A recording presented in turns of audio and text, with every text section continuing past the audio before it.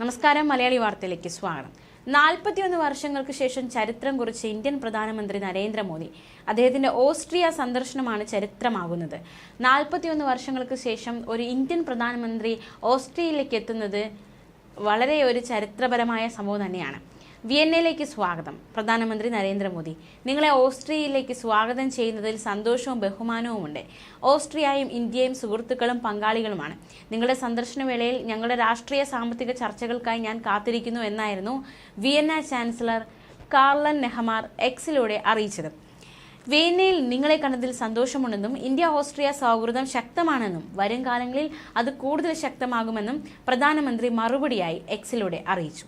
വിയന്നയിലെത്തിയെന്നും ഓസ്ട്രിയയിലേക്കുള്ള ഈ സന്ദർശനം പ്രത്യേകത നിറഞ്ഞതാണെന്നും നമ്മുടെ രാഷ്ട്രങ്ങൾ പങ്കിട്ട മൂല്യങ്ങളാലും മെച്ചപ്പെട്ട ഗ്രഹത്തോടുള്ള പ്രതിബദ്ധതയാലും ബന്ധപ്പെട്ടിരിക്കുന്നുവെന്നും ചാൻസലറുമായുള്ള ചർച്ചകൾ ഉൾപ്പെടെ ഓസ്ട്രിയയിലെ വിവിധ പരിപാടികൾക്കായി കാത്തിരിക്കുന്നുവെന്നും പ്രധാനമന്ത്രി ട്വീറ്റ് ചെയ്തിരുന്നു.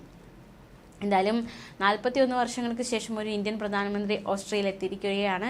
ആ ചരിത്രം കുറിക്കാൻ ഭാഗ്യം കിട്ടിയത് ഇന്ത്യൻ പ്രധാനമന്ത്രി നരേന്ദ്രമോദിക്കാണ്. അതേസമയം റഷ്യൻ പ്രസിഡന്റ് വ്ളാഡിമിർ പുടിനുമായുള്ള കൂടിക്കാഴ്ചയിൽ ഇന്ത്യൻ പ്രധാനമന്ത്രി നരേന്ദ്രമോദി വെട്ടിത്തുറന്ന് ചില കാര്യങ്ങൾ അവതരിപ്പിച്ചിരിക്കുകയാണ്.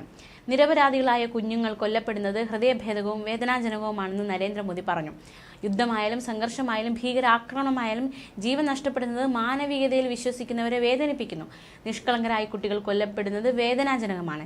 കിയേവിലെ കുട്ടികളുടെ പ്രധാനപ്പെട്ട ആശുപത്രി റഷ്യ ആക്രമിച്ചതായി തിങ്കളാഴ്ച യുക്രൈൻ ആരോപിച്ചിരുന്നു. രാജ്യത്തെ മറ്റു നഗരങ്ങളിലും റഷ്യ വ്യാപകമായ ആക്രമണം നടത്തിയെന്നും 41 സിവിലിയന്മാർ കൊല്ലപ്പെട്ടെന്നും യുക്രൈൻ ആരോപിച്ചിരുന്നു. എന്നാൽ സിവിലിയന്മാരെ കൊലപ്പെടുത്തിയെന്ന ആരോപണം റഷ്യ നിഷേധിക്കുകയുണ്ടായി. ഒരു സുഹൃത്ത് എന്ന നിലയിൽ സമാധാനമാണ് പരമപ്രധാനമെന്ന് എപ്പോഴും പുടിനെ ഓർമ്മിപ്പിക്കാറുണ്ടെന്നും മോദി പറഞ്ഞു. ബോംബുകൾക്കും തോക്കുകൾക്കുമിടയിൽ സമാധാനം ഉണ്ടാകില്ല. ചർച്ചകളിലൂടെ മാത്രമേ സമാധാനം പുനഃസ്ഥാപിക്കാനാവൂ എന്നും മോദി പറഞ്ഞു.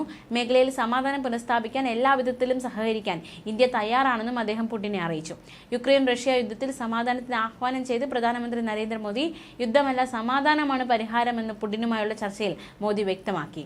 ഇന്ത്യ സമാധാനത്തിന്റെ പക്ഷത്താണ്. നേരത്തെ മോദിയെ വിമർശിച്ച് യുക്രൈൻ പ്രസിഡന്റ് സെലൻസ്കിയും രംഗത്തെത്തിയിരുന്നു. അതേസമയം റഷ്യയിലെത്തിയ നരേന്ദ്രമോദിക്ക് ഏറ്റവും ഉയർന്ന ദേശീയ ബഹുമതി നൽകി ആദരിച്ച് റഷ്യൻ പ്രസിഡന്റ് വ്ളാഡിമിർ പുടിൻ റഷ്യയിലെ ഓർഡർ ഓഫ് സെന്റ് ആൻഡ്രൂസ് ബഹുമതിയാണ് മോദിക്ക് സമ്മാനിച്ചത്. ഇത് ഇന്ത്യക്ക് ആകെയുള്ള അംഗീകാരമാണെന്ന് നരേന്ദ്രമോദി ബഹുമതി ഏറ്റുവാങ്ങിക്കൊണ്ട് പ്രതികരിച്ചു. ന്യൂസ് ഡെസ്ക് മലയാളി വാർത്ത.